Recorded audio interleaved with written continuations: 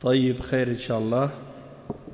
بسم الله والحمد لله والصلاة والسلام على رسول الله وعلى آله وصحبه ومن والاه أما بعد.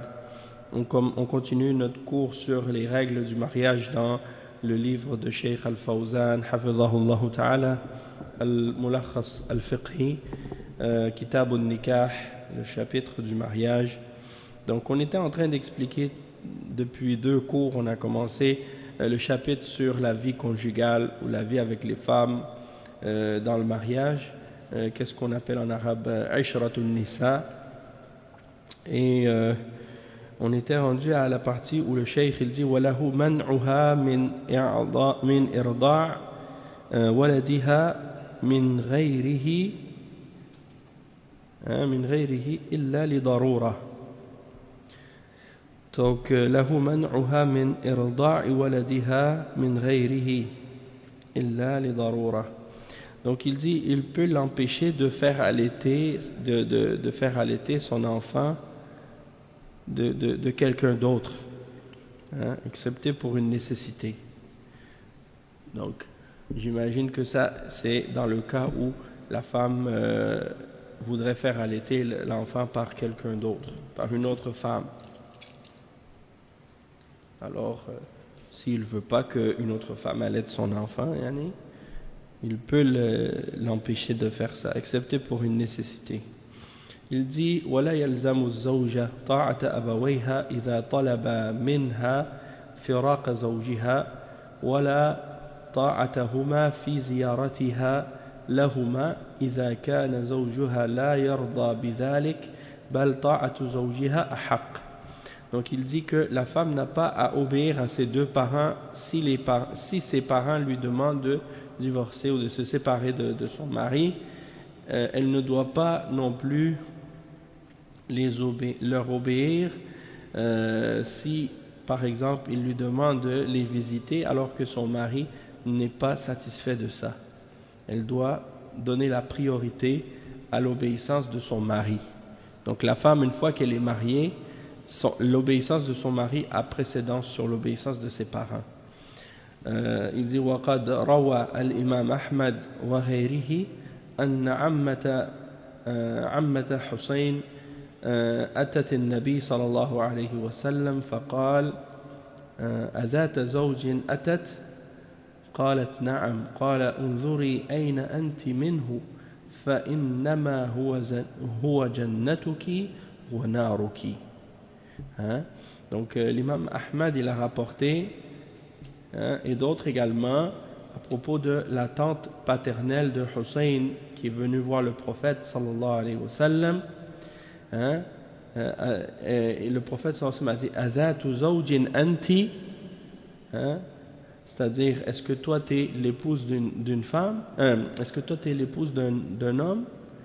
Et elle a dit oui. Alors le prophète sallallahu alayhi wa sallam lui a dit alors regarde où tu en es vis-à-vis de lui, car il est ton paradis et ton enfer. Car il est ton paradis et ton enfer. En voulant dire que si tu lui obéis dans le bien, ça sera une cause pour que tu rentres au paradis. Et si tu lui désobéis dans le bien et que tu n'agis pas comme il faut avec lui, eh bien, ce sera une cause pour te faire entrer en enfer. Donc ton mari c'est, pour la femme, le mari c'est son paradis et son enfer. Il dit ensuite ويجب على الزوج إذا كان له أكثر من زوجة أن يساوي بينهن في القسم بتوزيع الزمن بينهن لقوله تعالى وعاشروهن بالمعروف وقال تعالى فلا تميلوا كل الميل فتذروها كالمعلقة وتمييزه لبعضهن عن بعض ميل يضع تميزه وتميزه لبعضهن عن بعض ميل يضع الأخرى كالمعلقة. Donc le cheikh il explique qu'il est obligatoire au mari lorsqu'il a plus qu'une épouse d'être égal entre elles dans la division du temps qu'il leur offre. Et Allah subhanahu wa ta'ala il dit وَعَاشِرُوهُنَّ بِالْمَعْرُوفِ, c'est-à-dire et vivez avec elles de façon convenable, de la bonne façon. Hein? Et ça c'est le verset 19 dans Surat An-Nisa. Et le verset 129 dans Surat An-Nisa, Allah subhanahu wa ta'ala, il dit dedans, ne penchez donc pas complètement vers l'une d'elles de façon à laisser l'autre comme si elle était accrochée ou en suspens. Hein? Donc il y a des hommes parfois, qu'est-ce qu'ils font? Ils épousent une femme et puis ils en épousent une autre, puis ils laissent une des deux comme si elle était en suspens, ils ne vont pas la voir, ils ne s'occupent pas d'elle et des choses de ce genre. Et ça, il n'y a pas de doute que ça c'est totalement interdit, que c'est haram de faire ça. Donc soit tu la gardes ou tu la laisses, mais tu ne vas pas la garder puis tu la négliges et tu ne t'occupes pas d'elle. Ouais, bien entendu, c'est déjà arrivé même à l'époque du prophète sallallahu alayhi wa sallam. Je pense que c'était une des épouses du prophète sallallahu alayhi wa sallam qui était Saouda radiyallahu anha, qui a donné sa nuit à Aïcha radiyallahu anha. Donc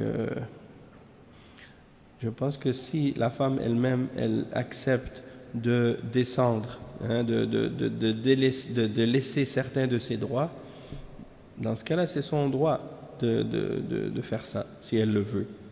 Naam. Et le cheikh il dit ensuite وعماد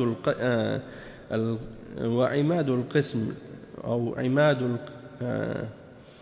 وعماد القسم الليل والمبيت لأن الليل يأوي فيه الإنسان إلى منزله ويسكن إلى أهله وينام على فراشه مع زوجته عادة ومن معاشه في الليل كالحارس ونحوه فإنه يقسم بين نسائه في النهار ويكون النهار في حقه كالليل في حق غيره. Ok, donc le cheikh il explique ici, il dit que la base de la division c'est la nuit et le fait de dormir avec la femme. C'est ça la partie qui est à calculer pour la division entre les épouses. Parce que c'est la nuit que l'homme rentre chez lui. Hein? C'est la nuit que l'homme rentre chez lui en général. Parce que le jour, il est occupé. Il travaille, il va à la mosquée, il va remplir des obligations. Donc le jour, c'est pas ça qui est concerné par la division. Qu'est-ce qui est concerné par la division? C'est la nuit en particulier. Et ça, beaucoup de femmes ne comprennent pas ça. Elles calculent le jour et la nuit de la même manière. Et le cheikh, il dit ensuite, il dit, donc l'homme, il vient chez lui la nuit, il va se reposer auprès de sa famille, dormir sur son lit avec sa femme en général. Et il dit, tandis que la personne qui a son travail, son gagne-pain, il travaille la nuit. Par exemple, il y a des gens, ils ont leur travail la nuit. Ils travaillent la nuit au lieu de travailler le jour. Comme les gardiens de sécurité, par exemple. Al-Haris. Donc, eux, ils travaillent, la nuit, ils travaillent. Donc, eux, qu'est-ce qu'ils font dans ce cas-là? Le cheikh dit, ils vont diviser entre leurs épouses de sa journée. Donc, pour lui, la journée aura le même statut que la nuit pour les autres. D'accord? Parce que lui, il travaille la nuit. Donc, son jour sera la nuit pour ces femmes. Il dit ensuite ويقسم للحائض والنفساء من زوجاته والمريضة لأن القصد السكن والأنس وذلك يحصل بمبيته عندها ولو لم يطأ. Donc il dit le cheikh que il doit également donner la part à ces femmes qui ont leurs règles ou qui sont dans leur période de post-natal, par exemple, qui ont des écoulements après l'accouchement. Il doit quand même leur donner leur nuit. Il doit quand même leur donner leur nuit, même si elles ont leur période de menstru ou bien les écoulements après l'accouchement. et également s'il a une épouse par exemple qui est malade, il doit également donner à sa femme qui est malade son jour et sa nuit. Pourquoi? Parce que le but et l'objectif c'est de pouvoir vivre avec sa femme, de vivre avec elle en tranquillité et de ressentir l'affection et la proximité. Donc le fait que la femme il ne puisse pas avoir de rapport intime avec elle, disons de rapport sexuel si on veut avec sa femme, eh bien ça ne veut pas dire qu'il ne va pas venir dormir chez elle et de lui donner sa nuit. Hein? Et il dit وَلَيْسَ لَهُ أن يقدم بعضهن على بعض في بداية القسم إلا بالقرعة أو برضاهن بذلك لأن البداء بها دون غيرها تفضيل لها والتسوية بينهن واجبة وليس له أن يسافر بإحداهن إلا بقرعة أو برضاهن لأنه صلى الله عليه وسلم كان إذا أراد السفر أقرع بين نسائه فمن خرج سهمها خرج بها معه. Ici, le cheikh il explique un point aussi qui est intéressant et qui est important, c'est qu'il ne doit pas comme débuter les nuits ou la division des nuits avec ses femmes par celle qu'il aime ou celle qu'il préfère, par exemple. Parce qu'il doit être égal entre elles. Alors, qu'est-ce qu'il doit faire? Il doit tirer au sort pour savoir avec quelle il va commencer la division du temps. Et il dit, par exemple, à moins qu'elle soit d'accord ou qu'elle soit satisfaite, que ce soit l'une d'entre elles qui est la première nuit, alors dans ce cas-là, c'est correct. Hein? Elle va dire, par exemple, elles vont dire, oui, nous on est d'accord que ce soit une telle qui est la première nuit, ça ne nous dérange pas. Donc dans ce cas-là, c'est correct. Mais par contre, sinon, qu'est-ce qu'il fait?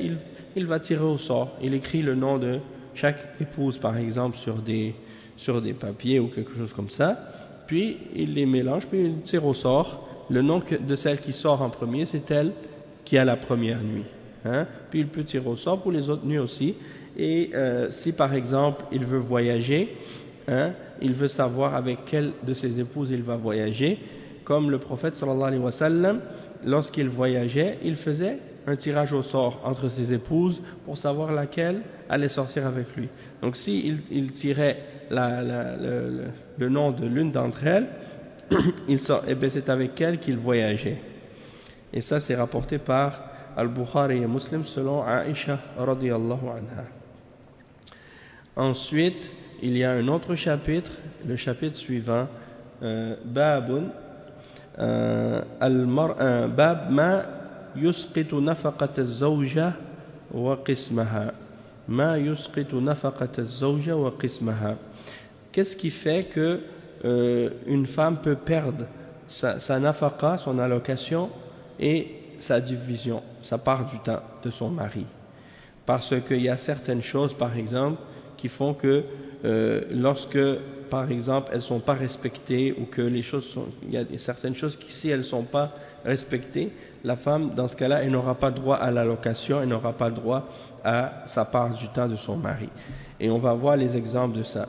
Il dit le cheikh premièrement, al-mar'atu idha safarat bila idhni zawjiha aw safarat bi idhnihi li hajatiha al-khassa biha fa innahu yasqutu haqquha alayhi min qismin wa nafaqah li'annaha in kana safaruha bighayri idhnihi fahiya 'asiyatun kan-nashiz wa in kana safaruha bi idhnihi li hajatiha al-khassa فقد تعذر على زوجها الاستمتاع بها لسبب من جهتها ومن ذلك أنه لو أرادها أن تسافر معه فأبت ذلك فلا نفقة لها لأنها عاصية بذلك ومن ذلك أنها إن امتنعت من المبيت معه في فراشه سقط حقها عليه من النفقة والقسم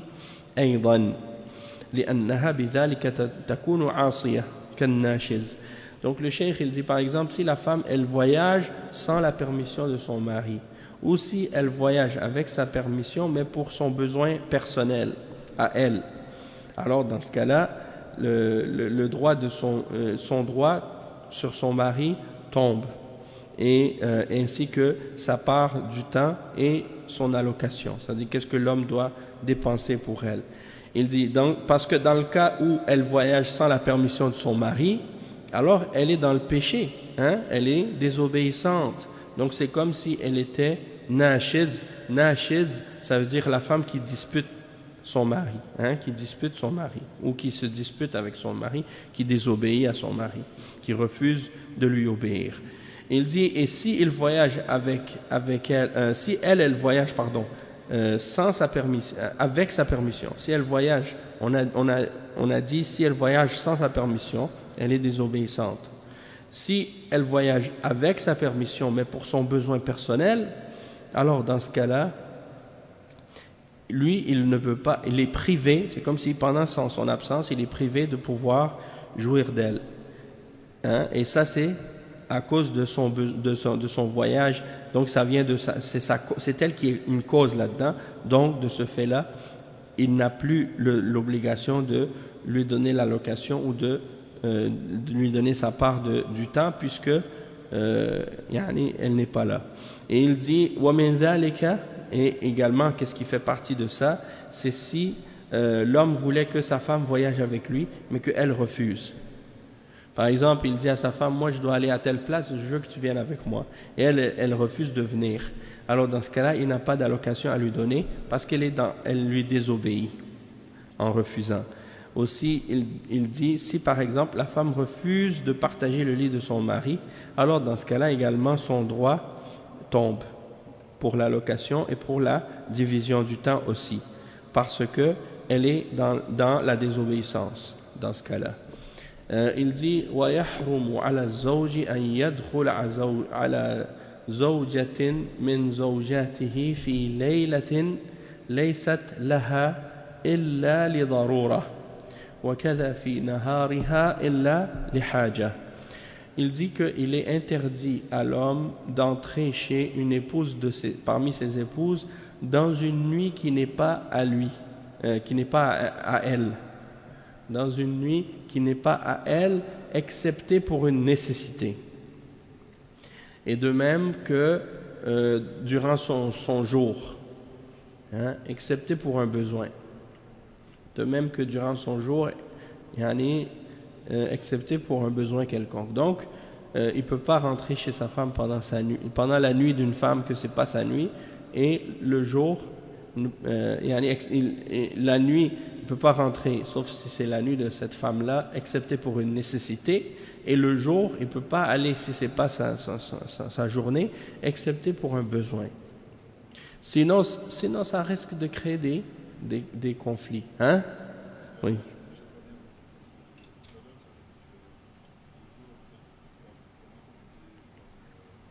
Non, mais c'est-à-dire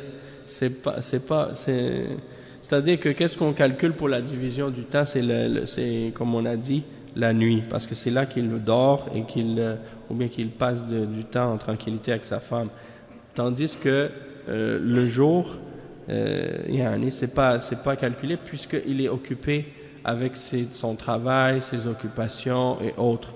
Mais ça peut arriver que par exemple, il doit passer par exemple à la maison, hein, pour faire quelque chose ou bien pour aider sa femme ou des choses de ce genre. Donc c'est pas quand on dit que c'est pas ça qui est calculé, ça veut pas dire qu'on n'en tient pas compte, hein, mais ça veut dire que l'obligation c'est dans la nuit en particulier. Wa alaykum salam wa rahmatullahi wa barakatuh. Le cheikh il dit ensuite ومن وهبت قسمها لضرتها بدون إذن الزوج أو وهبته للزوج فجعله لزوجة أخرى جاز ذلك لأن الحق في ذلك لهما وقد رضيا بتلك الهبة وقد هبت سوداء رضي الله عنها قسمها لعائشة رضي الله عنها فكان النبي صلى الله عليه وسلم يقسم لها يومين وإذا رجعت الواهبة وطالبت قسمها قسم لها الزوج في المستقبل. Donc la question que tu m'avais posée, là le cheikh il parle de ce point-là. Il dit si une femme par exemple elle fait don de sa nuit à une de ses coépouses avec la permission du mari, ou qu'elle offre à son mari de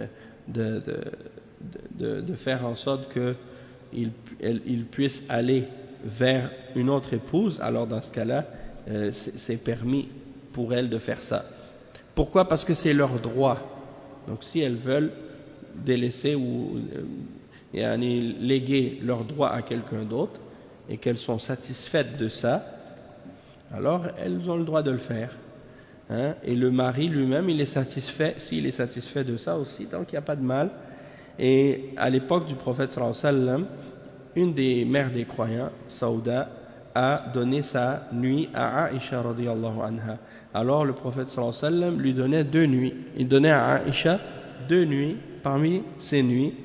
Et ça c'est rapporté par Al-Bukhari et Muslim, selon Aïcha radiyallahu anha. Et il dit وَإِذَا رَجَعَتِ الْوَاهِبَةِ. Donc si la femme qui a fait don de sa nuit à une autre de ses coépouses, elle revient sur ça. Elle dit finalement maintenant je reprends ma nuit. Alors dans ce cas-là, dans le futur, eh bien le mari il devra lui redonner sa nuit, comme c'était auparavant. Il dit وَيَجُوزُ لِلزَّوْجِ أن تسامح زوجها عن حقها في القسم والنفقة ليمسكها وتبقى في عصمته لقوله تعالى وإن امرأة خافت من بعلها نشوزا أو إعراضا فلا جناح عليهما أن يصلحا بينهما صلحا والصلح خير. قالت عائشة رضي الله عنهما هي المرأة تكون عند الرجل لا يستكثر منها فيريد طلاقها تقول أمسكني ولا تطلقني وأنت في حل من النفقة علي والقسم. أي نعم. وسودة حين أسنت وخشيت أن يفارقها رسول الله صلى الله عليه وسلم قالت يومي لعائشة. Donc ici le cheikh dit que si l'époux par exemple plutôt il est permis à l'épouse de permettre à son mari de ne pas venir vers elle si elle veut par exemple comme par exemple supposons que elle craigne que son mari la divorce et elle veut pas que son mari la laisse. Alors elle lui dit par exemple je te donne ma nuit pour que tu puisses en faire qu'est-ce que tu veux, c'est-à-dire tu peux aller voir la femme que tu veux pendant cette nuit-là et tu n'as pas non plus à me donner d'allocation, mais par contre ne me divorce pas, tu vois. Donc il y a un verset dans le Coran que le cheikh il a cité ici, le verset 128, et dans ce verset-là Allah subhanahu wa ta'ala il dit ce qui signifie et si une femme craint de son mari abandon ou indifférence, alors ce n'est pas un péché pour les deux s'ils se réconcilient par un compromis quelconque et la réconciliation est meilleure. Donc c'est-à-dire qu'elle peut faire un compromis avec son mari. Et ici Aïcha radiyallahu anha elle a expliqué à propos de ce verset que c'est la femme qui est avec un homme, qui est mariée avec un homme, mais disons qu'il n'est pas trop intéressé par elle et il veut la divorcer.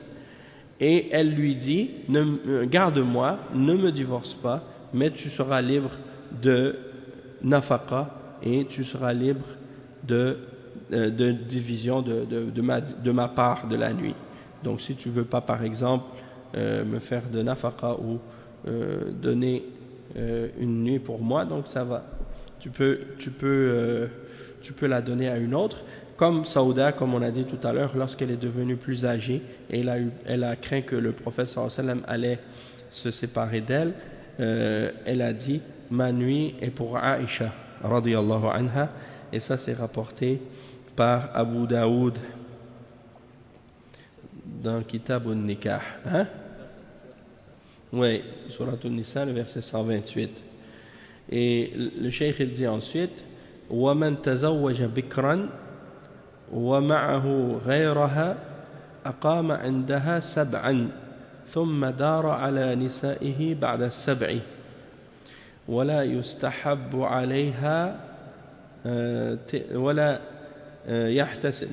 يحتسب عليها تلك السبع وإن تزوج ثيبا أقام عندها ثلاثة ثم دار على نسائه ولا يحتسب عليها تلك الثلاث لحديث أبي قلابة عن أنس رضي الله عنه من السنة إذا تزوج الرجل البكر على الثيب أقام عندها سبعا وقسمه وإذا تزوج الثيب أقام عندها ثلاثا ثم قسم قال أبو قلابة لو شئت لقلت إن أنسا رفعه إلى النبي صلى الله عليه وسلم رواه الشيخان.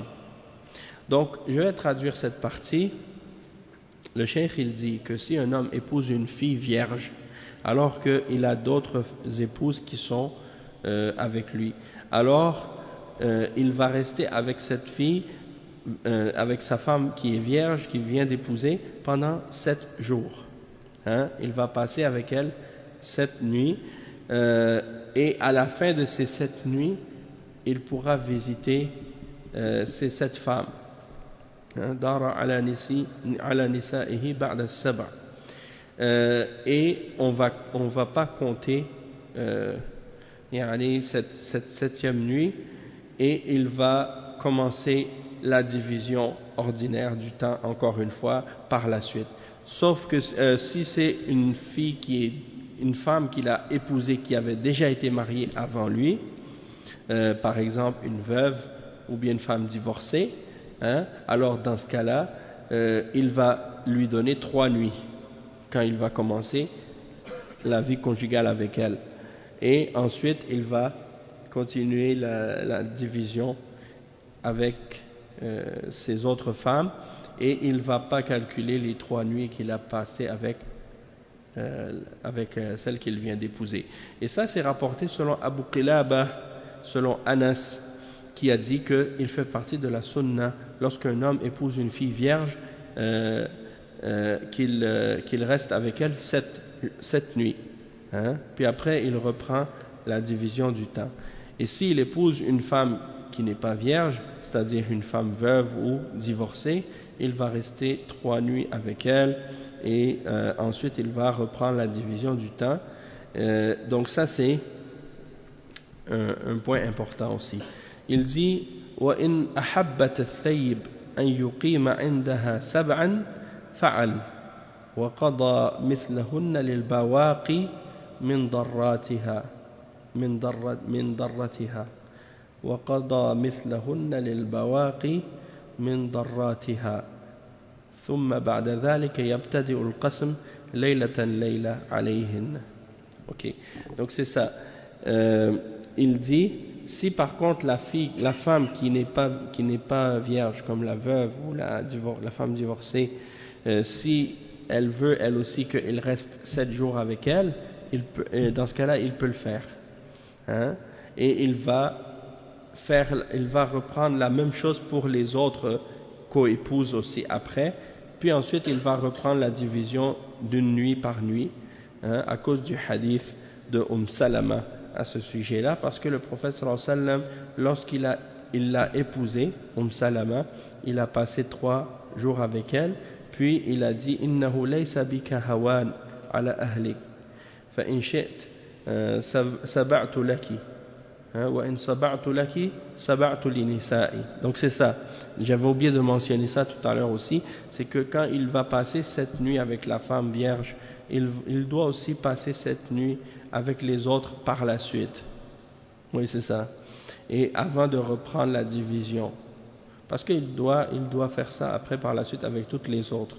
Et la femme qui n'est pas vierge, comme la femme qui est divorcée ou veuve, il l'a épousée, donc il lui donne 3 nuits. Si elle désire, il peut faire 7 jours avec elle aussi, et après il va faire 7 avec les autres. Comme le prophète sallallahu alayhi wa sallam l'a dit lorsqu'il a épousé Salama, il a dit, si tu veux, je vais te donner 7 nuits, mais je vais te donner à toi 7 nuits, et je vais donner 7 aux autres de mes femmes aussi. Et ça, c'est rapporté par Ahmad et Muslim et d'autres également. Non. Ouais. Oui, c'est ça. Ouais, ouais. C'est ça. S'il donne 3 à la veuve, il va donner 3 aux autres aussi. Et après, il va reprendre la division du temps régulière, une nuit par nuit. Et d'après ce que j'avais lu même également par rapport à ça, c'est que si elles se mettent d'accord pour une autre forme de division, c'est correct aussi. Comme par exemple, si elles disent, nous on préférerait que tu fasses 2 nuits avec chacune. Comme si par exemple, elle dit, tu me donnes 2 nuits, après tu donnes à l'autre 2, 2, 2, 2. Ça, c'est préférable pour nous. Ou bien 3 par exemple, je veux que tu nous donnes 3, 3, 3. Alors, ça dépend de... S'ils se mettent d'accord sur ça, alors c'est correct. C'est permis de le faire. Et aussi, là, comme on avait expliqué déjà par rapport à ça, c'est permis que l'homme... Parce que, comme par exemple, il y a des gens, c'est ce qu'ils font, ils ont leur appartement, ils ont une maison, puis ils ont leur appartement dans la maison. Et lorsque c'est la nuit d'une de ces femmes, c'est elle qui vient dans son appartement. Hein? Et après, quand elle retourne dans son appartement à elle. Et à chaque nuit, c'est l'autre qui vient. Ou bien des fois, on peut aussi faire d'une autre façon, c'est-à-dire que chaque femme qui a son appartement, le mari, il vient visiter chacune d'entre elles à chaque nuit. Non. Non. Sallallahu alayhi wa sallam.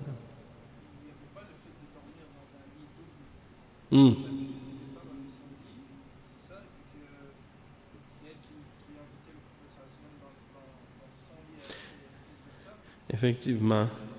Effectivement, puisque le prophète sallallahu alayhi wa sallam, il avait un appartement pour chacune de ses femmes. Donc lui, il allait à chaque jour dans une des appartements de ses femmes. Non. Et chaque appartement avait son lit, donc c'est normal. Mais par contre, c'est pas nécessaire, c'est pas obligé d'être comme ça.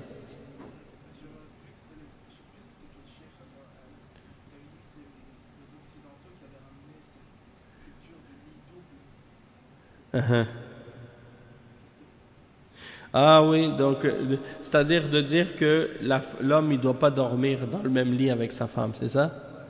Non, c'est ça. Il y a pas, c'est pas interdit que l'homme il dorme avec sa femme.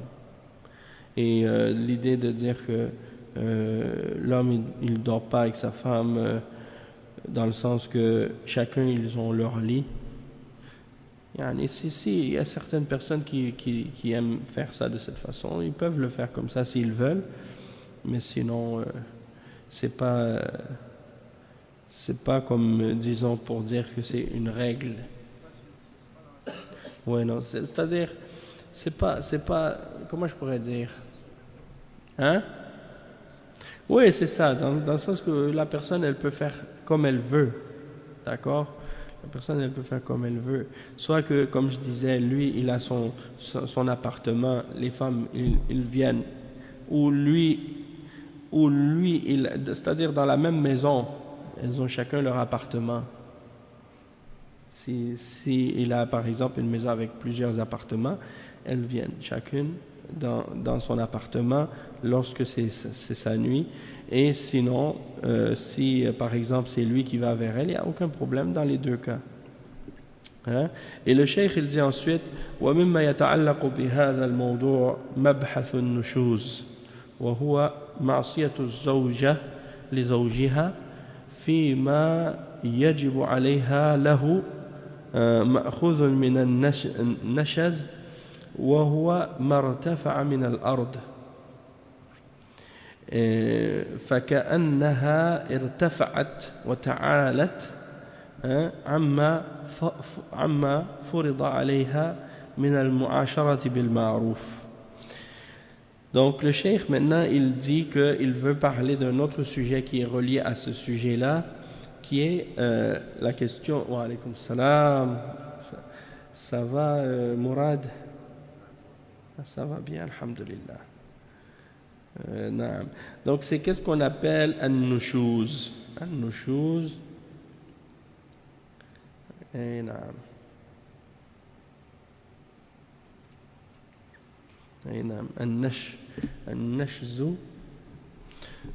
Ok, donc il dit que le sujet de an-nushuz, c'est lorsque la femme elle désobéit à son mari.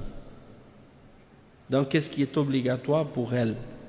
Et on dit que le terme nushuz, ça vient de an-nashzu, ça veut dire tout ce qui est élevé sur la terre, quelque chose qui est élevé.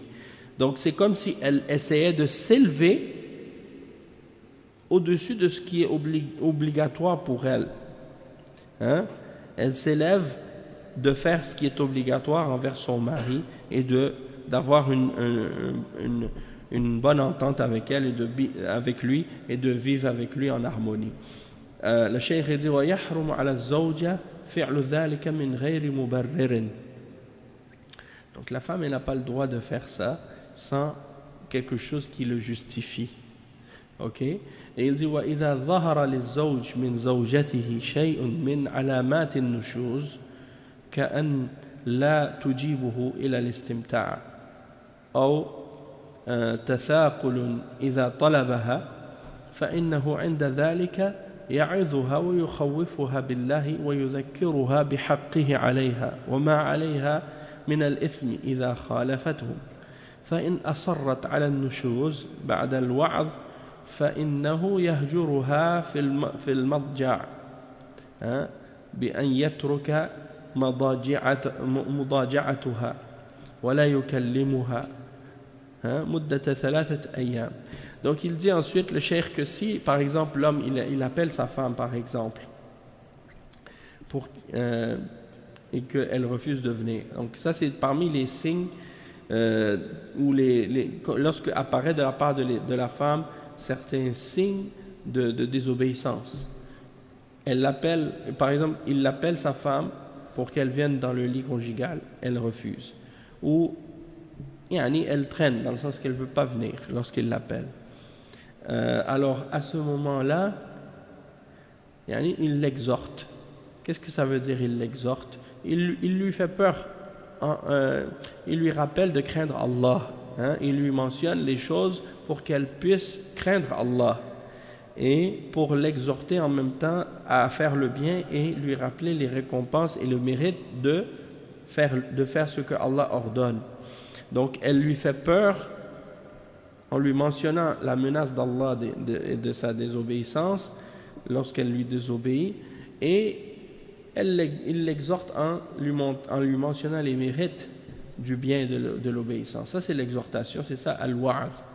Ensuite il lui rappelle son droit sur elle, et ce qu'elle doit faire obligatoirement. Et qu'est-ce qu'elle a aussi comme péché si elle lui désobéit et qu'elle contredit son ordre. Mais si elle persiste malgré tout à désobéir par la suite, après l'exhortation, alors il doit s'écarter d'elle dans le lit. Il doit s'écarter d'elle dans le lit, c'est-à-dire il ne va pas se coller à elle dans le lit ou se mettre près d'elle dans le lit pour la durée de 3 jours. Si il dit elle continue, si après qu'il s'est écarté d'elle elle persiste, فإنه يضربها ضربا غير مبرح أي غير شديد لقوله تعالى واللاتي تخافون نشوزهن فعظوهن واهجروهن في المضاجع واضربوهن. Donc il dit ici, après avoir s'être écarté d'elle dans le lit, elle continue à désobéir, alors il doit la punir de manière qui n'est pas trop sévère, qui n'est pas dure. C'est-à-dire que s'il va la frapper, par exemple, il ne doit pas la frapper d'une manière qui va la blesser ou qui va marquer, d'accord? Mais il la corrige comme on corrige un enfant lorsqu'il désobéit. Et il dit لِقَوْلِهِ تَعَالَى وَاللَّاتِي تَخَافُونَ نُشُوزَهُنَّ, celles dont vous craignez la désobéissance, alors exhortez-les, فَعِظُوهُنَّ. Et ça c'est la première étape, l'exhortation. Et la deuxième étape, وَهْجُرُوهُنَّ فِي الْمَضَاجِعِ, écartez-vous d'elles dans le lit. وَاضْرِبُوهُنَّ, c'est la troisième étape, et frappez-les. Et on a dit, la sunna, c'est bien entendu la frapper sans qu'il y ait de marque et sans qu'il y ait, sans blesser ou quoi que ce soit de ce genre. Oui, également, pas d'éviter le visage, parce qu'on n'a pas le droit de frapper le visage de qu'est-ce qui est vivant, ni un animal, ni un être humain. C'est pas seulement la femme, même des animaux, tu n'as pas le droit de frapper dans le visage.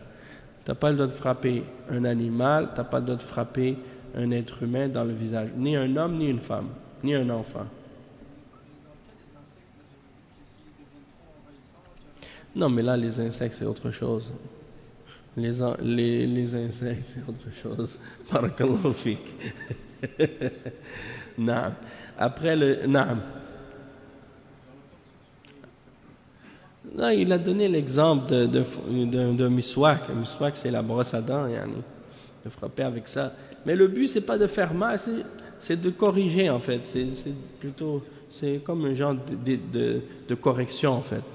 Une petite correction légère, pas dans le but de frapper. Et puis, pour dire franchement, si quelqu'un il va frapper sa femme comme certains qui frappent leur femme, c'est pas, comme le prophète sallallahu alayhi wa sallam a dit, ceux-là ne sont pas les meilleurs d'entre vous. Parce que le prophète sallallahu alayhi wa sallam, il a dit khayrukum khayrukum li ahli. Le meilleur d'entre vous, c'est le meilleur envers sa femme. Si quelqu'un il est obligé d'arriver jusqu'au cou pour faire que sa femme lui obéisse, alors ça veut dire qu'il n'a aucun respect en fait de la part de cette femme-là. Et donc, je doute qu'en la frappant, elle augmente en amour pour lui. Et je doute qu'en la frappant, elle lui obéisse plus. Peut-être que certaines femmes, même parfois, si on les frappe, elles vont devenir plus acharnées encore. Non. Ouais, non, mais ça dépend des femmes, ça dépend des mentalités aussi. Mais pour dire la vérité, ça c'est la majorité des femmes, aucune femme elle aime se faire frapper. Aucun homme aime se faire frapper. Donc si un homme il aime pas se faire frapper, comment une femme elle aimerait se faire frapper?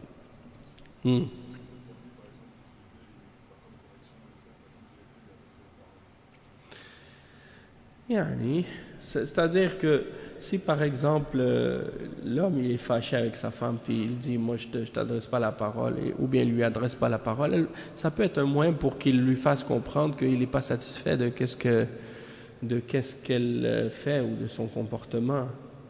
En général, les femmes elles vont être sensibles à ce genre de choses, et que son mari est fâché avec elle ou qu'il ne lui parle plus. Elle va être affectée par ça. Elle va commencer à essayer de chercher qu'est-ce qui est le problème, puis essayer de trouver un moyen pour régler ça. Si c'est une femme qui est sage et qui est intelligente, elle va essayer de régler le problème. Non. Donc le cheikh il dit ensuite وَإِذَا ادَّعَى كُلٌّ مِّنَ الزَّوْجَيْنِ الظُّلْمَ الْآخَرَ لَهُ وتعذر الإصلاح بينهما فإن الحاكم يبعث حكمين عدلين من أهلهما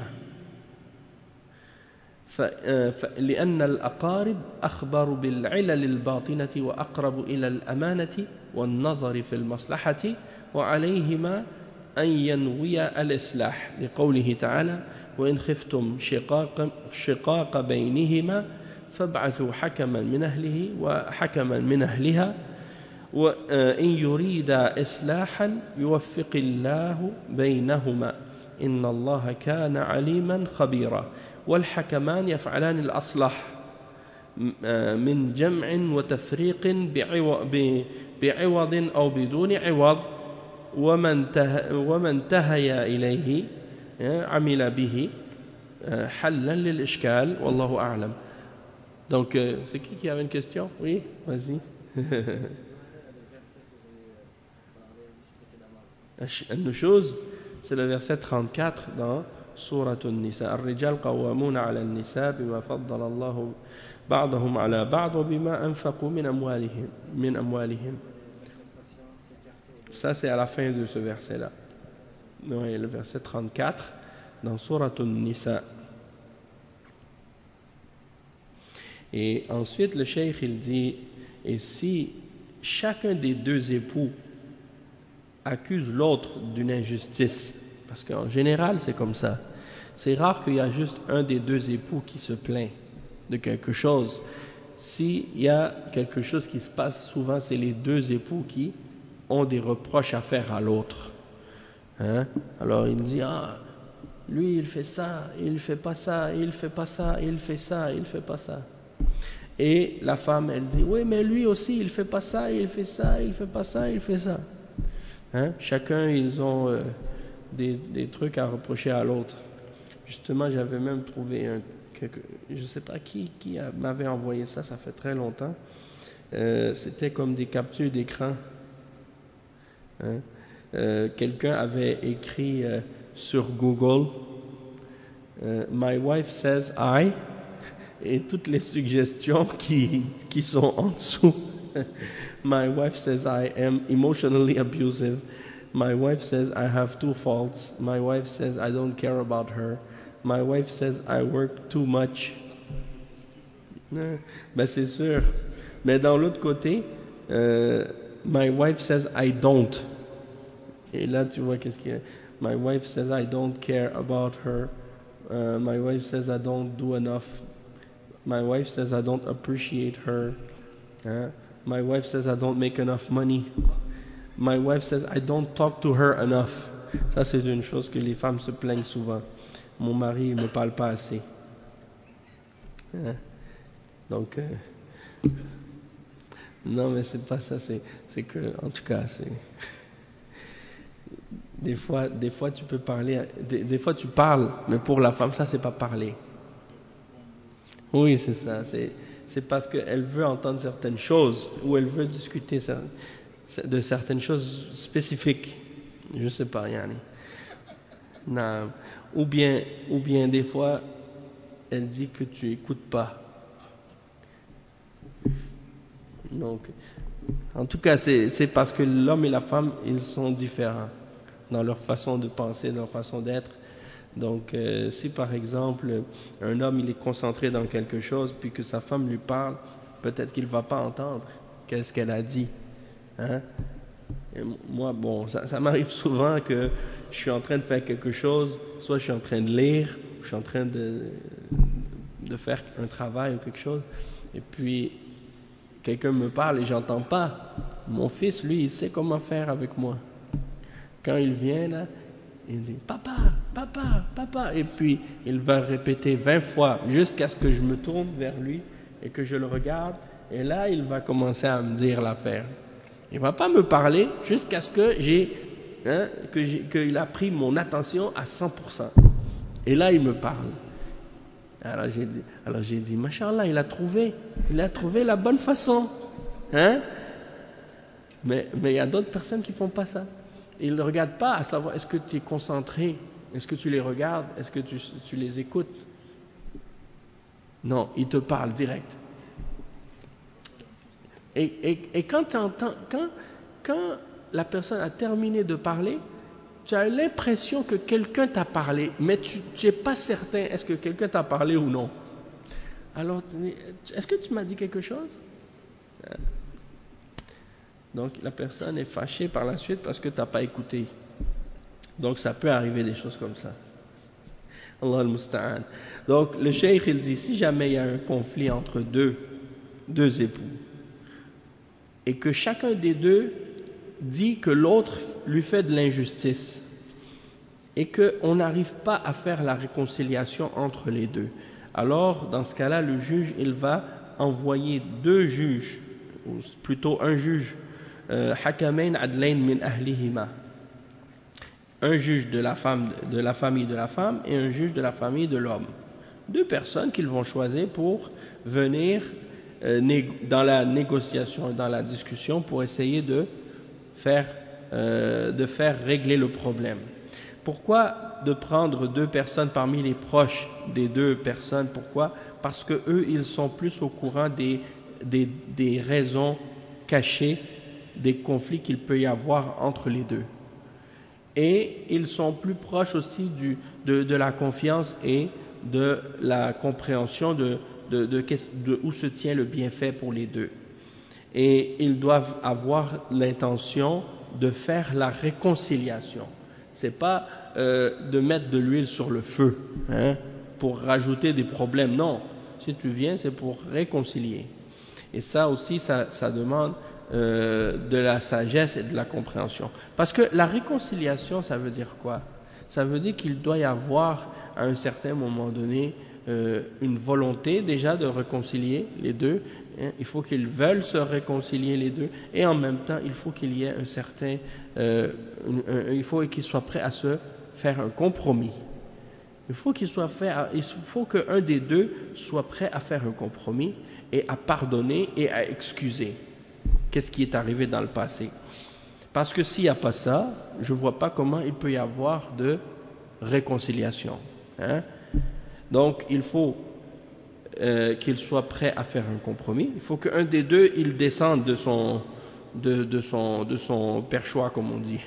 Parce que si lui, il veut rester là, et elle veut rester là, et les deux, ils ne veulent pas broncher, il n'y en a pas un qui veut plier, alors c'est sûr que ça ne marchera pas.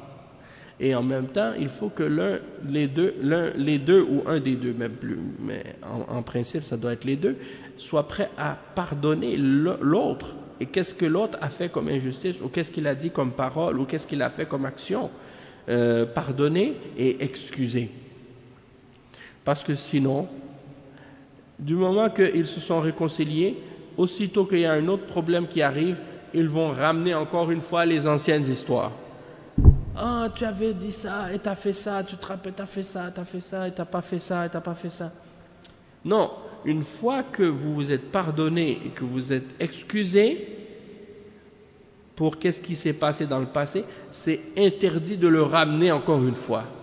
Vous ne pouvez plus en parler et vous ne pouvez plus le ramener encore une fois dans vos discussions, parce que ça, c'est comme quand une plaie, hein, elle commence à guérir. Si tu commences encore à jouer avec, ça va s'ouvrir. Hein, et de faire ça encore, ramener ces affaires-là, c'est comme si tu mets du sel là-dedans. Hein, ça fait mal.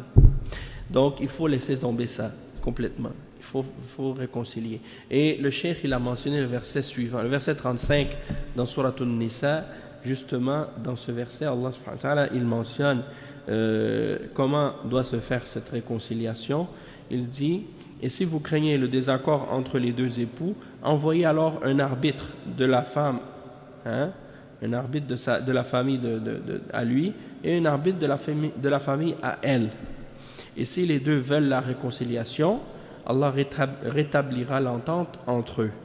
Allah est certes omniscient et parfaitement connaisseur. Et donc la réconciliation, que ce soit entre les époux, que ce soit entre des frères, lorsqu'ils ont des disputes ou des problèmes, il faut toujours qu'il y ait ça. C'est-à-dire que déjà, les gens, ils reconnaissent leur tort, qu'ils demandent, qu'ils soient prêts à s'excuser, qu'ils soient prêts à se pardonner, qu'ils soient prêts également à faire des compromis si c'est nécessaire, dans le but d'arriver à la réconciliation. Mais souvent, les gens, ils arrivent des deux côtés, ils sont sur leur position, ils ne veulent rien changer, ils ne veulent rien faire, et des fois ils ne reconnaissent pas leur tort, Donc, si la personne ne reconnaît pas ses torts, elle ne demande pas pardon à l'autre, et l'autre, il ne pardonne pas, et l'autre, il ne reconnaît pas ses torts aussi. Donc, ça, c'est des fois, hein, ça veut dire qu'on n'arrive pas à une réconciliation sincère. Hein. Et des fois, il y a des gens qui disent « Oh oui, je te pardonne », mais ils ne disent pas de quoi je te pardonne. Hein? Ou bien qui demandent pardon, ou bien qui excuse quelqu'un, mais sans lui dire de quoi il excuse. Ou bien il y en a qui demandent des pardons, mais qui disent « Mais j'ai rien fait ». Et pourquoi tu demandes pardon si tu n'as rien fait? Ça veut dire que ce n'est pas sincère. Parce que si tu demandes pardon, ça devrait être parce que tu reconnais que tu as fait un tort, hein, et que tu veux que ce soit corrigé. Mais si tu refuses d'admettre que tu as un tort, donc pourquoi dans ce cas-là tu demandes pardon? Ça veut dire que ce n'est pas sincère. Hein? Et donc, il dit les deux juges ou les deux arbitres, ils doivent faire ce qui est le plus proche de la réconciliation, qui va faire en sorte que les deux vont être réunis, ou bien, si qu'est-ce qu'ils considèrent qui est le mieux pour les deux, c'est de se séparer, alors dans ce cas-là, ils vont dire qu'il faut qu'il y ait séparation, soit avec rétribution ou bien réparation, c'est-à-dire bi'iwad, ça veut dire quelque chose en échange, soit de l'argent ou quelque chose comme ça, ou non. Si c'est avec échange, ça va être le khul'. Si c'est sans, alors ça va être un divorce. Et donc, il dit وَمَنْ تَهَيَا إِلَيْهِ. Donc c'est ça. Selon qu'est-ce qui est le mieux, alors c'est ça qu'il faut prendre en considération pour résoudre le problème. Parce que parfois, la solution, c'est de régler le problème puis de revenir ensemble. Mais parfois, il n'y a pas de terrain d'entente possible. Et c'est une cause perdue, comme on dit. Les deux, ils vont plus jamais pouvoir revivre ensemble. Et s'ils retournent ensemble, ils risquent peut-être de se faire plus de tort et plus de mal dans leur religion et dans leur vie et pour leurs enfants. Alors dans ce cas-là, c'est mieux qu'ils se divorcent. Et c'est pour ça que le chapitre suivant, c'est le chapitre du divorce. Kitab al-Talaq. On a fini maintenant le chapitre sur le mariage. Mais juste avant de terminer, j'aimerais juste mentionner ce point-là, et ça c'est important, c'est que des fois il y a des gens qui disent « Oh, nous on reste ensemble, c'est juste pour les enfants, parce qu'en réalité, ci et ça, et ci et ça. Hein? Si c'était de moi seulement, je ne serais pas resté avec telle ou telle personne, ou des choses de ce genre. » Donc, ça, il faut faire attention. Quand est-ce que quelqu'un peut dire qu'il va rester avec l'autre, mais dans le but de préserver ou le bien des enfants? C'est dans le cas où la personne, elle va savoir comment vivre et comment elle va être juste et honnête et comment elle va respecter l'autre. Parce que sinon, si les deux vivent ensemble avec les enfants et qu'ils sont en train de passer tout leur temps à s'insulter, à se dénigrer, à se rabaisser, à se disputer, à crier, à casser des choses ou des choses de ce genre, en présence des enfants, eh bien, qu'est-ce que vous pensez que ça va faire aux enfants comme éducation? Qu'est-ce que vous pensez que ça va créer chez les enfants comme état psychologique? Est-ce que vous pensez que ça va être plus bénéfique pour les enfants? Non. Alors, le fait de dire, moi je reste avec cette personne, c'est juste pour les enfants, peut-être que tu es en train de détruire tes enfants en restant avec cette personne. Puis peut-être que si vous étiez séparés justement, ces enfants-là seraient beaucoup mieux. Alors, il ne faut pas utiliser les enfants comme une excuse et comme un prétexte pour rester avec une personne avec qui on n'est pas capable de vivre. Peut-être que si on reste avec elle, on risque de terminer en prison. Il y a des gens comme ça, ils restent avec une femme, ou une femme elle reste avec un mari, et à la fin ils ont envie de se tuer les uns les autres. Peut-être qu'à cause de ça, ils vont tous les deux aller en prison, ou bien un des deux, parce qu'il y en a un qui va faire un crime, et il va regretter quelque chose. Souvent les femmes c'est ça, si le mari il commence à devenir fou, il perd la tête, et il commence à frapper ou des choses comme ça, elle appelle la police, lui il rentre en prison, ça y est. Surtout aujourd'hui là, même ça prend pas grand chose pour rentrer en prison. C'est-à-dire que même la femme, même des fois son mari, il l'a même pas touché, il a rien dit, il a rien fait, mais elle, juste parce qu'elle est fâchée contre lui, elle appelle la police. Elle dit ah, il m'a fait ça, et c'est même pas vrai. Hein? Et il l'amène en prison quand même. Parce que maintenant c'est comme ça. Hein? Non. Ok. Déjà dans cette situation, il faut comprendre une chose, c'est que des fois on a des problèmes entre mari et femme, et ça c'est normal, il y a toujours des petites disputes, ça c'est correct. Je sais pas moi, il y a des gens qui ont des problèmes par rapport à l'argent, des couples qui ont beaucoup de problèmes par rapport à l'argent. Il y a d'autres couples, leur problème c'est peut-être les dépenses ou la nourriture ou d'autres problèmes comme ça. Hein. Donc il y a toujours une raison pour les conflits, il faut toujours regarder ça. Et puis il y en a par exemple, si par exemple le problème c'est des problèmes religieux, comme par exemple un des deux époux qui ne fait pas ce qu'il devrait faire ou qui fait ce qu'il ne devrait pas faire, et que un des deux il conseille l'autre. Hein. Alors des fois dans ces situations-là c'est un petit peu délicat et il faut y aller avec patience, parce que lorsque tu veux faire la nasiha à quelqu'un, en particulier quelqu'un avec qui tu vis, quelqu'un avec qui tu as un lien, il faut être extrêmement patient et y aller avec beaucoup de sagesse et beaucoup de patience et beaucoup de douceur, parce que la personne, il n'y a personne qui aime ça se faire faire des remontrances jour et nuit et se faire toujours faire des comptes tout le temps sans arrêt. Ça c'est pas un contexte ou un milieu harmonieux. Hein. Dans le sens que si tu veux faire la nasiha à quelqu'un, eh ben il faut y aller avec hikmah, avec sagesse, avec bonne exhortation, mais pas avec agressivité, avec dureté, avec violence, avec dénigrement. Des fois, par exemple, peut-être quelqu'un,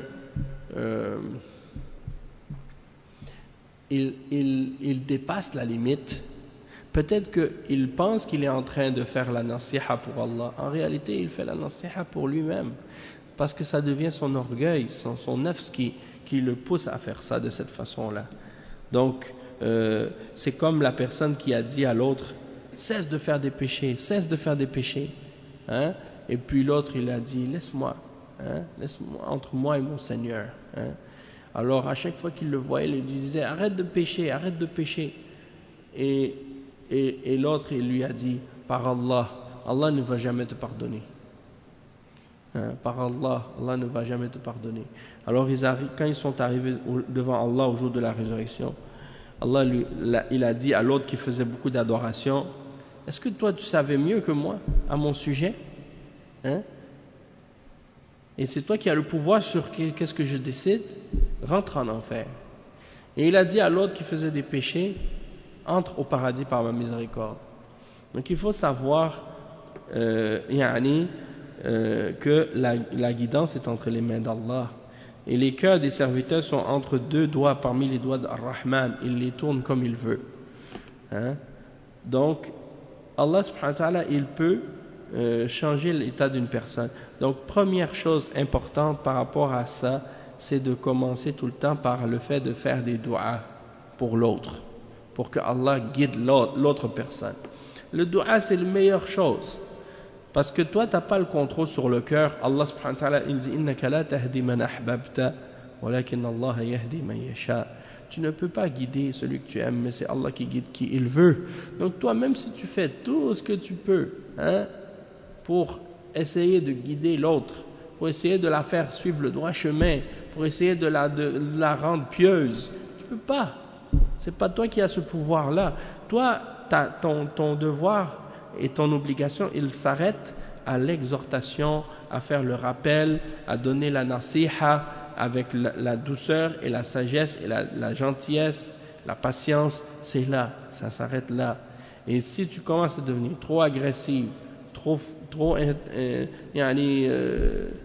tu commences, peut-être même il y a certaines personnes, elles dénigrent, elles rabaissent, elles insultent, elles moquent. Alors là, ça devient quelque chose qui risque peut-être même parfois de faire tomber la personne dans l'autre côté, hein, et de l'éloigner au lieu de la rapprocher. Non, ça dépend en fait, ça dépend si c'est par rapport à des choses qui ont rapport avec des obligations ou des interdictions, hein, il faut faire ordonner le bien, interdire le mal, faire la nasiha, mais comme on dit, avec science, avec sagesse, avec patience, avec respect, avec douceur. Mais il y a certaines choses, oui, effectivement, que tu vois, par exemple, chez l'autre, il faut savoir passer par-dessus, fermer les yeux, et il ne faut pas que tu sois comme, comment je pourrais dire, c'est pas comme tu es un superviseur, là, hein? Ouais, tu es un superviseur dans ta maison.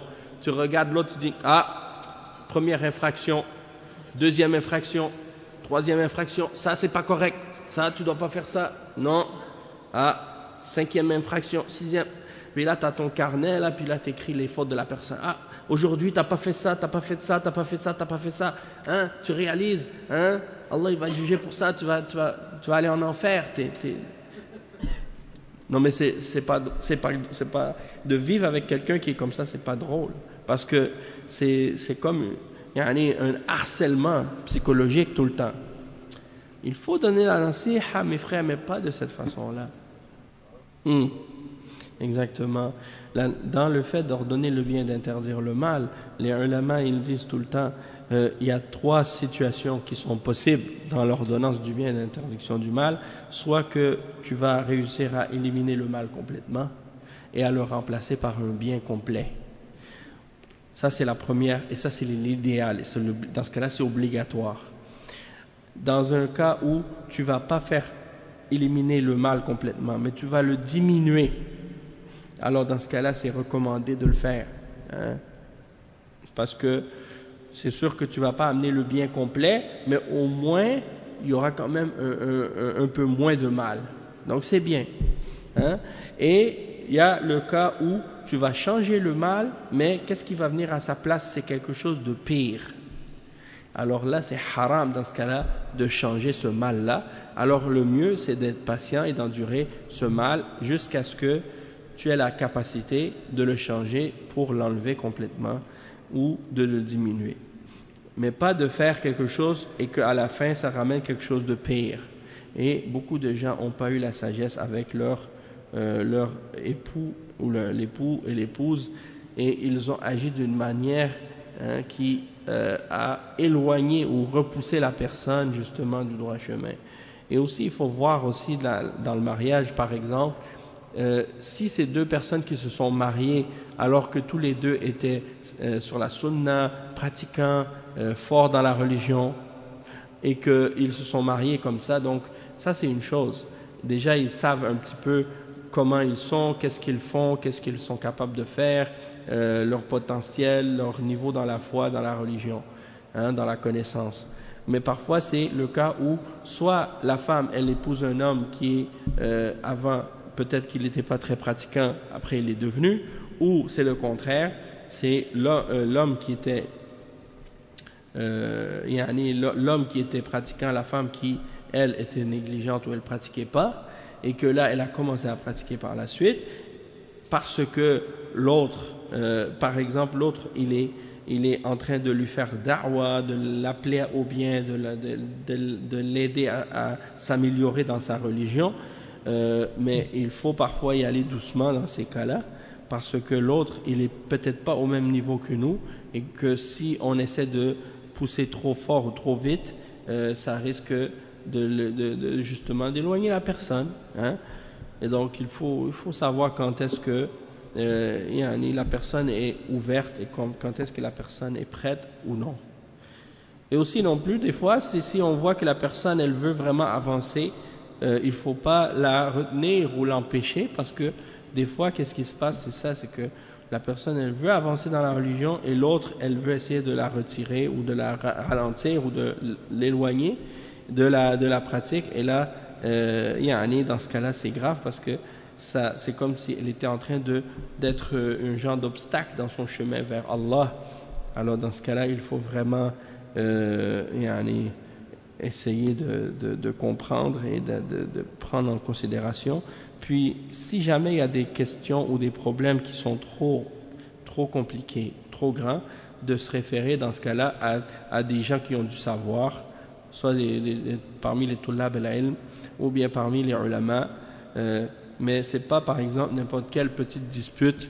Si quelqu'un par exemple, je sais pas moi, ouais, il a cassé des œufs comme tu dis, ou bien il a échappé une assiette, et puis sa femme elle est fâchée, donc elle crie sur lui, et puis là lui il appelle un cheikh pour lui dire: cheikh, ma femme elle crie sur moi, j'ai échappé une assiette. Et si tu fais ça, tu déranges le cheikh, et en même temps tu lui fais perdre du temps, parce que ce sujet-là, vous êtes capable de le régler, hein? Vous êtes deux adultes, vous n'êtes pas des enfants. Oui, manque de maturité, hein? Donc il faut savoir comment gérer certaines de ces questions-là. Et s'il y a vraiment quelque chose qui est compliqué là, quelque chose qui est à un niveau où il faut avoir parce que parfois vous appelez un cheikh, mais le cheikh est loin et il ne peut pas entendre nécessairement les deux côtés et savoir réellement qu'est-ce qui se passe. Donc, dans ce cas-là, si vous parlez avec l'imam des mosquées dans votre quartier ou les gens qui sont sur place et vous allez les voir pour leur demander de l'aide, dans ce cas-là, c'est mieux. Mais il y a une chose aussi par rapport à ça, puis on va terminer avec ça, Inch'Allah, c'est qu'il y a des frères, j'ai remarqué, c'est pas juste ici, même dans d'autres pays, ils veulent absolument pas que leur femme ait un recours à un imam ou à un cheikh dans les problèmes de famille qu'ils ont ou les problèmes conjugaux, parce qu'ils disent non, je veux pas que des gens soient au courant de mes affaires. Alors qu'est-ce qui se passe? Ils font de l'injustice à la femme et ils maltraitent leur femme et ils respectent pas les droits de leur femme et ils leur font de l'injustice sans cesse. Et la femme, elle est toute seule, elle a personne avec qui elle peut parler pour expliquer ces problèmes-là ou pour demander de la justice.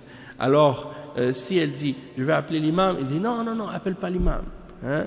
Si elle veut demander de l'aide à une sœur, elle dit « non, parle pas avec une sœur ». Donc ça veut dire, qu'est-ce qu'elle va faire dans ce cas-là?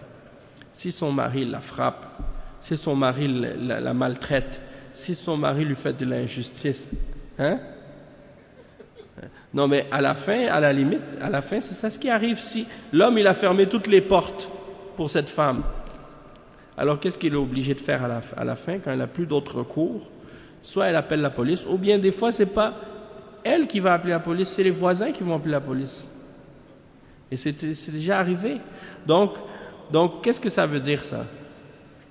Ça veut dire que dans l'islam, la femme, elle a le droit de parler avec l'imam, de parler avec le cheikh, de son mari et des problèmes qu'elle a dans la maison, si c'est des problèmes qu'elle ne peut pas régler elle-même, et que son mari, il agit d'une façon qui n'est pas correcte, soit qu'il ne fait pas la salat, soit qu'il fait des péchés graves, et qu'elle veut essayer de corriger cette situation-là, et elle a besoin d'aide, ou elle a besoin d'avoir de l'aide. Et là, l'homme, lui, il pense à quoi? Il pense à son orgueil, et son orgueil et son honneur. Mais s'il pensait vraiment à son honneur, il ne va pas agir comme ça avec sa femme. Et donc, pose la question à ce frère-là. Dis, toi là, si tu as une sœur, si tu as une fille, et que tu l'as mariée à quelqu'un, et que cette personne qui est mariée avec ta fille, ou qui est mariée avec ta sœur, il commence à la frapper, il commence à la maltraiter, il l'insulte, il la dénigre, il la frappe, ou bien il fait pas qu'est-ce qu'il doit faire, il fait des péchés, il désobéit à Allah, il ne fait pas les obligations, et il lui dit, je t'interdis d'appeler ton frère, je t'interdis d'appeler ton père, je t'interdis d'appeler l'imam, je t'interdis d'appeler ci, d'appeler... Alors, qu'est-ce que toi tu ferais? Est-ce que tu lui dirais, est-ce que tu dirais, toi, que ça c'est correct et qu'elle doit rester dans cette situation? Hein? Donc ça, c'est juste un exemple. Si toi, tu ne peux pas accepter que quelqu'un traite ta fille comme ça, ou que quelqu'un traite ta sœur comme ça, alors comment toi, tu traites la fille de quelqu'un d'autre comme ça? Comment toi, tu traites la sœur de quelqu'un d'autre de cette façon? Hein? Mets-toi à leur place. Si tu as une fille, peut-être un jour, elle va être mariée, comment tu vas faire quand elle va avoir des problèmes? Tu ne vas pas vouloir qu'elle t'appelle si elle a besoin d'aide? Hein? Tu vas lui dire non, ton mari te frappe, endure, reste avec lui et critique pas et dis rien. Pourtant, le prophète, sallallahu alayhi wa sallam, à son époque, quand des femmes avaient des problèmes, elles venaient se plaindre au prophète, sallallahu alayhi wa sallam. Est-ce que les hommes, les maris de ces femmes-là allaient dire, mais pourquoi tu es allé voir le prophète? Hein? Sallallahu alayhi wa sallam. Pourquoi tu es allé dire au prophète les problèmes qu'on a dans la maison? Hein? Tu vas lui dire qu'est-ce que j'ai fait ou qu'est-ce que j'ai dit. Après moi, quand je vais sortir dehors, le prophète sallallahu alayhi wa sallam, il va me regarder. Hein? Je vais avoir honte. Donc tu penses plus on t'a plus honte du prophète que d'Allah, sallallahu alayhi wa sallam, et d'Allah subhanahu wa ta'ala. Donc on a une sourate dans le Coran qui est révélée justement dans ce sens-là, souratul Mujadala. Hein? Souratul Mujadala, c'est je crois 59.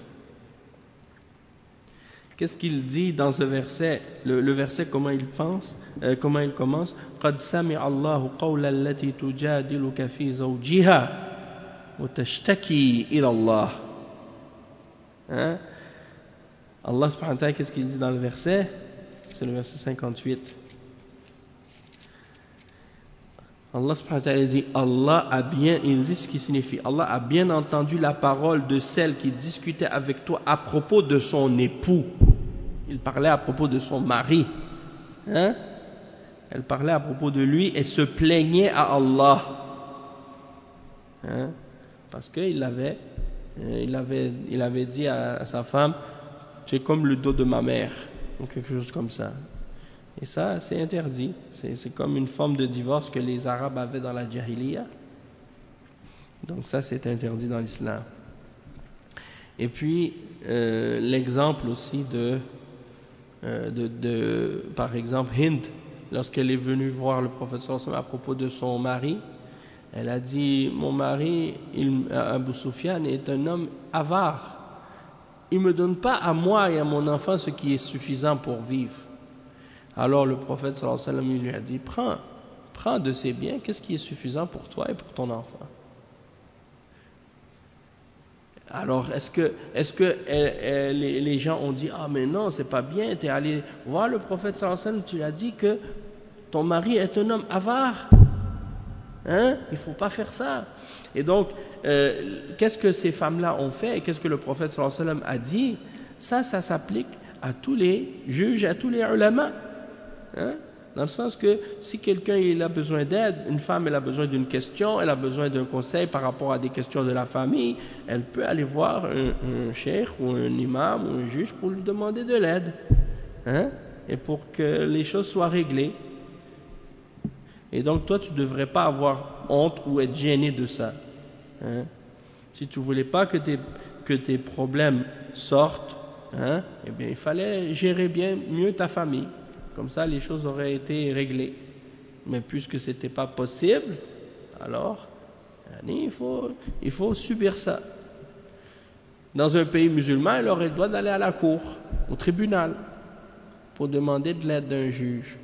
Hein?